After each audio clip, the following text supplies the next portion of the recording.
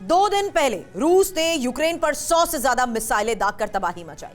उसके जवाब में जेलेंस्की की ब्रिगेड ने कल यूक्रेनी बॉर्डर से सटे रूस के बेलगरोद रीजन को धुआं-धुआं कर दिया। बस फिर क्या, हमले के बाद पुतिन आक्रोश में है। आशंका जताई जा रही है कि साल 2024 के आगाज के साथ ही यूक्रेन दहन की शुरुआत हो जाएगी, वो भी न्यूक्लियर विनाशकों से।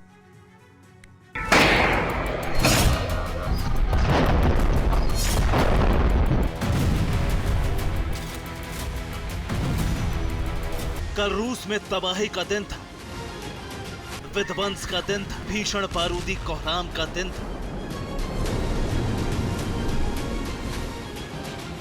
यूक्रेन हमले के इंतकाम का दिन था, प्रेसिडेंट जेलेंस्की के प्रतिशोध का दिन था। करीब 2 साल से रूस यूक्रेन जंग जारी है, लेकिन पहली बार इस भयावह अंदाज में रूस का कोना कोना दहला।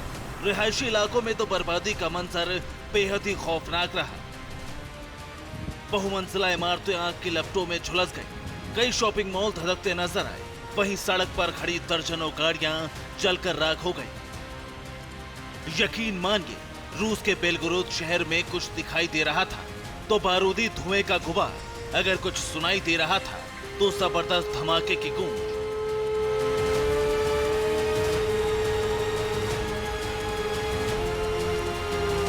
यूक्रेन सेना ने कल रूस के बेलगोरोद रीजन को निशाना बनाया, वो भी बेहद विध्वंसक और विनाशक अंदाज में। आप ये जानकर हैरान रह जाएंगे कि यूक्रेन की सेना ने नॉनस्टॉप कई घंटों तक बेलगोरोद पर हमला किया, वो भी ड्रोन, मिसाइलों, रॉकेट लॉन्चर और हाई इंटेंसिटी वाले बमों से। मसलन रूसी डिफेंस ने यूक्रेन पर 122 मिसाइलें दागी थी। इसके अलावा यूक्रेन पर 36 ड्रोन हमले भी किए। रूसी सेना के हमले में 39 लोगों की मौत हो गई, जबकि 159 से ज्यादा लोग गंभीर रूप से घायल हुए।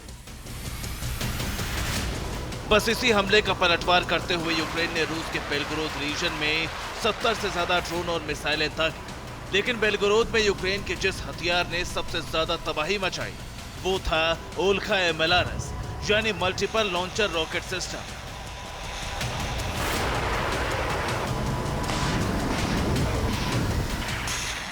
ओल्खा एमएलआरएस मेड इन यूक्रेन हथियार, जिसे साल 2018 में यूक्रेनी डिफेंस ने आर पार की जंग के लिए तैयार किया।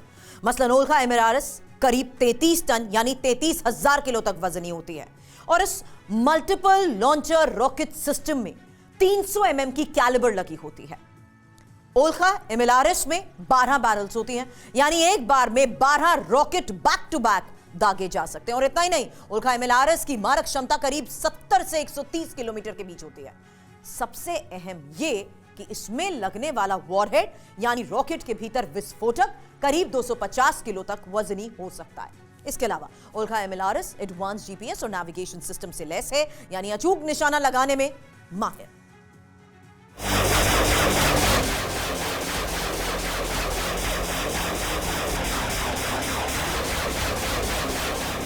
आपको बता दें कि यूक्रेनी बॉर्डर से रूस का बेलगोरोद शहर महज 30 किलोमीटर की दूरी पर बसा हुआ है।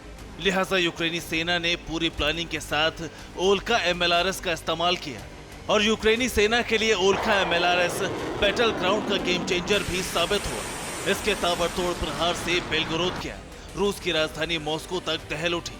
क्रेमलिन में सनसनी मच गई।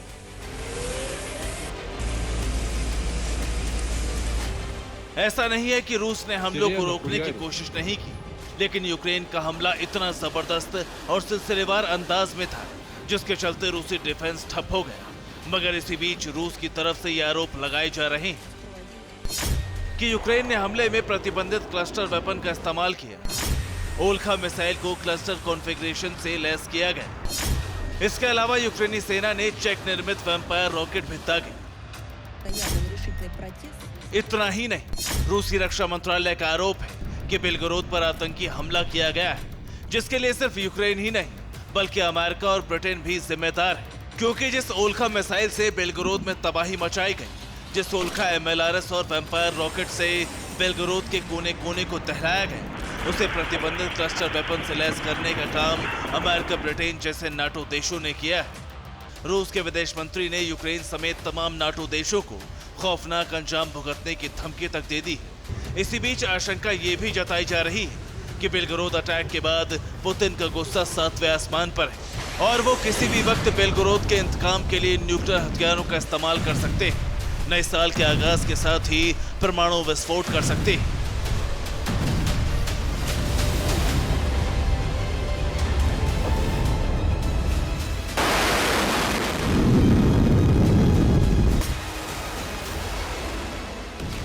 मतलब ये कि हाल के दिनों में रूस यूक्रेन जंग की आंच भले ही धीमी नजर आई, लेकिन ये बुझी नहीं और बीते 48 घंटों की तस्वीर इस बात की तस्दीक कर रही है। मगर एक बात शीशे की तरह साफ है कि बेलगोरोद पर अटैक कर भले ही यूक्रेन ने अपना दबदबा बढ़ा लिया हो, मगर एंग्री पुतिन का बदला बाकी है। रूसी सेना का प्रतिशोध बाकी। अब भी रूस यूक्रेन जंग का असली क्लाइमैक्स बाकी है, जो शायद बम गोला बारूद से नहीं बल्कि न्यूक्लियर विनाशकों के जरिए सामने आएगा।